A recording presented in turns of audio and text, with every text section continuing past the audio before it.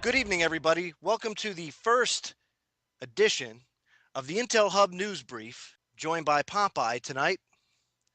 And I'm talking about Iowa. And why are we talking about Iowa? Very simple. Because there were some shenanigans afoot that went down in Iowa, and we need to talk about this and get it out so more people can dig and investigate as to what went on in Iowa. So let's start by first asking a very simple question. Santorum? Really?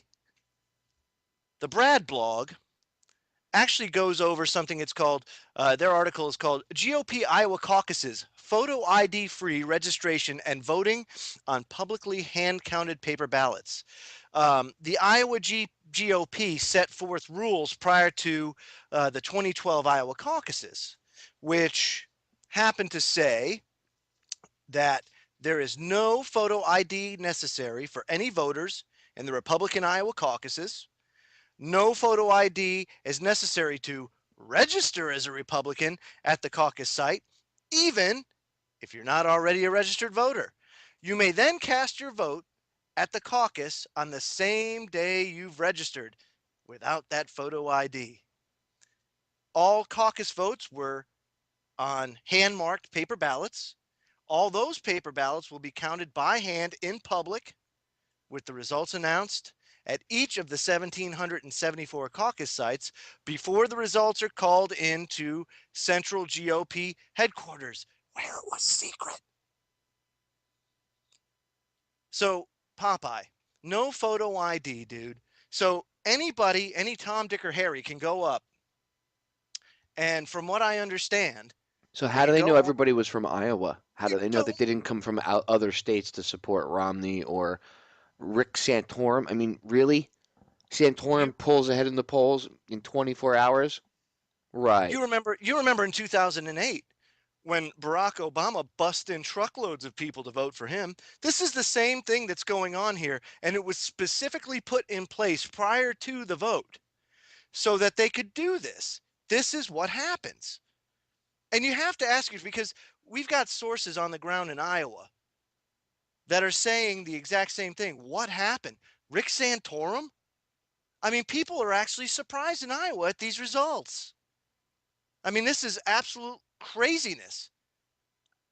And I think I brought this up on my show last night, Popeye, that um, Drudge Report actually did a caucus of their own, where Matt Drudge was not only counting the national votes, but he was separating the Iowa IPs from that to give you a snapshot of what the people were voting for computer literate people, what they were voting. And you had it was 33% to 20%, uh, Paul over Romney, 33 to 20. There was a 13% differential, which, if you think about it, now I didn't do any math, but I can do the math based on not only what I saw with the Drudge caucus, but what I saw on like CNN, where people were twittering in um, their nominee, who they thought should be the nominee, and of course, Paul was hitting it 2 to 1. He was double the closest person, and the Iowa results are Mitt Romney and Santorum behind by 7 or 8 votes. This just doesn't make sense, and people need to be asking questions. Well, there is that video that came out. I guess the guy's got a radio show or whatever, and he was streaming on Ustream, and he was talking to that she's a Republican like insider. I forget her last name. Her name's Dee Dee something. I think you know her full name, Joe. Nah, I don't remember it And either. but you know who I'm talking about, right? Absolutely, and of course, folks, you can listen to this. Alex Jones actually played this whole interview in its entirety on his show, so I'm sure a lot of you are familiar with it. But it's so important to go back to this because this really highlights the corruption in Iowa. So, can you play that clip? This is Monday evening, January 2nd, and it's an insider admitting that she knows that the Iowa GOP was planning election fraud because they did not want Dr. Ron Paul to win in Iowa because they were afraid it would make Iowa look bad and nobody would take Iowa politics seriously. And because, of course, the media kept pushing that. So check it out. Here we go.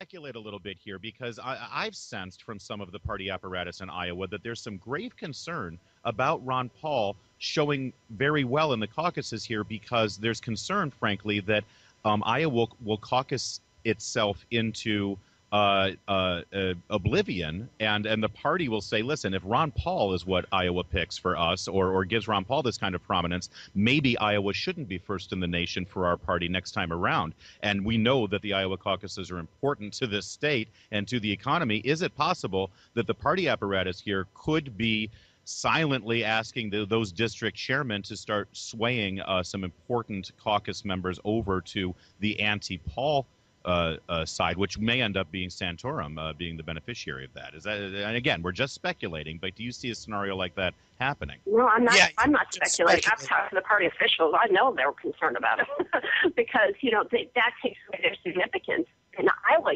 They want to keep number one in the nation, and then if you nominate someone who doesn't have a snowball's chance, that's not good for them, and they know that.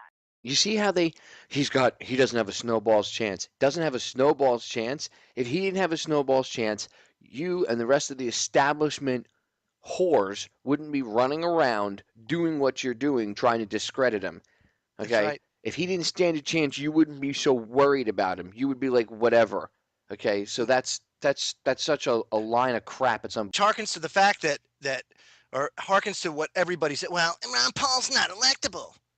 Well, yeah, I mean, if nobody votes for him, he's not electable. But if everybody votes for him that believes in what he says and believes in his track record and votes just on a basis of let's stack all the candidates up together and let's just vote for the most honest person up there. You don't necessarily have to agree, but let me just put them all up there and see who the most honest person is, and I'm going to vote for him. Ron Paul would win in a landslide. But so that's what makes them quake in their boots. Joe, he's crazy. Okay, I mean, the guy wants to follow the Constitution. I know the Bill of Rights. We can't have radical. That in this country. I know it's radical. Radical. It's radical thought. It's almost homegrown extremism at its core. Of course, you can tell. I mean, a politician that wants to actually follow the rules that he's supposed to. Are you kidding me? Ron Paul, straight to the detention center. Well, that's what they would do if they honestly had their way. I mean, this is ridiculous. They tell people, and when I say they, it's the establishment GOP and the mainstream, or I should say lamestream media, and they tell you he's not electable. Oh, there's no way Ron Paul could get elected. He could never beat Barack Obama with that attitude that they say it with. First of all, Paul would slaughter Obama in a debate. Okay? Obama wouldn't be able to hold his own against Dr. Paul. With or without a teleprompter. Dr. Paul could be blindfolded and he would be able to hold his own against Barack Obama. That's right. Okay? He doesn't really even practice speeches. He usually shoots from the hip when he goes up and talks. And that's completely the 180 of what you've got in charge right now. So they need, like Joe's wife made a good point a couple hours ago off air. They need a empty suit to go up against Obama that Obama could win. They need somebody with no personality and that is easily defeatable, like Mitt Romney or Rick Santorum. Which won't happen. And because here's the honest truth of it all. Rick Santorum sunk all his assets into Iowa. Okay, so he comes up close in Iowa. He's running at 4.3% right now in the latest New Hampshire poll. And he's stinking up the house down in South Carolina. And there's no way that he's going to mobilize a force, if it's done legally, that he's going to poll or do very well in these primaries. So really, when it all boils down to it, and you take away the talking points of the mainstream media, it's really a two-horse race right now. It's Romney and Paul. That's who it is. So don't get so discouraged out there because of this. Even with all the bamboozling, he still pulled, he was only 3 percentage points behind. With all that. Everybody they've thrown in his way has fallen by the wayside. Absolutely. And this And is just their Santorum's next just guy. the next in the line. Remember, Bachmann won the straw poll for Iowa a couple months ago. Yeah, and she just dropped out today. Yeah, exactly. She lost horribly. So goes to show you how fast things can change. And yet Dr. Paul still stays, even keel. As consistent can be. Well, when you tell the truth, it's not hard to remember it and say it over and over again. It's hard to remember lies. Yeah, you don't have to remember which lie you spewed. Yeah, and I'm sure, being on the road and doing all this campaigning does take its toll on them. So no wonder they, all the liars, the establishment wannabes, I guess you could say, they always end up screwing up and saying having a gaffe, as they call it. But it's usually because they really don't care. They're not really paying attention. They have handlers that help them with that. And I only think Dr. Paul lost, Joe, because of vote fraud. I think they I do too. In from out because there's no way. I mean, hands down. Yeah, on Twitter, on every other medium that they used, on Drudge, every other medium that they used to poll the Iowa, he won hands down. Right. Well, let me throw this in there too. This is the Daily Caller. John Garver. John Garver is the 19-year-old nephew of Rick Santorum, and he went and wrote a short article about his uncle. And it's called The Trouble with My Uncle, Rick Santorum. And I want to read it real quick. It's only a couple paragraphs. It says, if you want another big government politician who supports the status quo to run our country, you should vote for my uncle, Rick Santorum. America is based on a strong belief in individual liberty. My uncle's interventionist policies, both domestic and foreign, stem from his irrational fear of freedom not working. It is not the government's job to dictate to individuals how they must live. The Constitution was designed to protect individual liberty. My Uncle Rick cannot fathom a society in which people cooperate and work with each other freely. When Republicans were spending so much money under President Bush, my uncle was right there along with them as a senator. The reason we have so much debt is not only because of Democrats, but because of big spending Republicans like my Uncle Rick. It is because of this inability of status quo politicians to recognize the importance of our individual liberties that I have been drawn to Ron Paul. Unlike my uncle, he does not believe that the American people are incapable of forming decisions. He believes that an individual is more powerful than any group, a notion our founding fathers also believed in. Another important reason I support Ron Paul is his position on foreign policy. He is the only candidate willing to bring our troops home, not only from the Middle East, but from all around the world. Ron Paul seems to be the only candidate trying to win the election for a reason other than simply winning the election. This year, I'll vote for an honest change in our government. I'll vote for real hope. I'll vote for a real leader. This year, I will vote for Ron Paul. That's John Garver, 19-year-old student of University of Pittsburgh, and a strong supporter of Ron Paul despite his love for family member Rick Santorum. What does that tell you when his own family members like Ron Paul? Give me a break. Yeah, where's the lamestream media on that one, Joe? Where's CNN and all them? Oh, Santorum, he's so great. Yeah. Ladies and gentlemen, you should Google Santorum. Go and Google just the last name, Santorum, and see what you find. And write back to us. Write back. Info at federaljack.com. Info at Jack. Or, Joe, what's yours? The Freedom Link at CenturyLink.net. Let us know what you think. That's important. I mean, I really, really would love to know what you find when you just Google the last name Santorum. Do you want somebody with the last name of Santorum sitting in the office of the President of the United States? That he's a puppet. He's a big pharma puppet. Yes, he is. In all honesty, right? Didn't you looked up his record and it was like, he doubled the size of the Department of Education. Oh well, there you go. Yeah. There's a problem right off the bat. Yeah, he was like Mr. Oh, don't even get me started. And every war, oh yeah, let's go, baby. Ricky Santorum is in there. But folks, 2006, he lost his election by 18%. He got slaughtered because of his standpoint on things. Slaughtered. So I think it's a flash in the pan.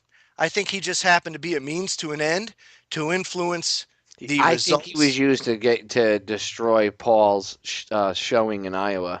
Yes, I don't think Santorum's actually going to pose any real threat as a real candidate at all. No, and it's still a two-horse race. It's Paul and Romney. That's it. And Romney cannot stack up against Paul. That's why it's so important for everybody to get out there and do whatever you can to help get Ron Paul's support, to gather support in your local area, and to make a difference. Because we can beat this. We can beat this, but it's going to take a lot of effort from each and every one of you. Well, Joe, I think the thing that everybody can take away from this quick podcast tonight is that we really need to pay attention to these caucuses, and we need to have our eyes open. If Dr. Paul's message has any chance of continuing on and getting pushed out there, which I believe it does, it's going to be from a grassroots level. It's going to be people getting up and doing it, which is why he's so popular and why he surges, because there's so many people behind him. And like I said earlier, they keep throwing all these losers in front of him, and they just get mowed down. So I really don't think Santorum is in any way, shape, or form a threat to Dr. Paul for the nomination. I think it's really, like you said, him and Mitt Romney, and that's it. I don't think there's you're right. Anybody else. And we need testimony. We need testimony from the ground. People that are there when these caucuses and these polls and the results come about. We need to hear from people. So please, send us emails. Send it to the Intel Hub. Send it to FreedomLink. My email address is thefreedomlink@centurylink.net. Send it to Popeye at federaljack.com.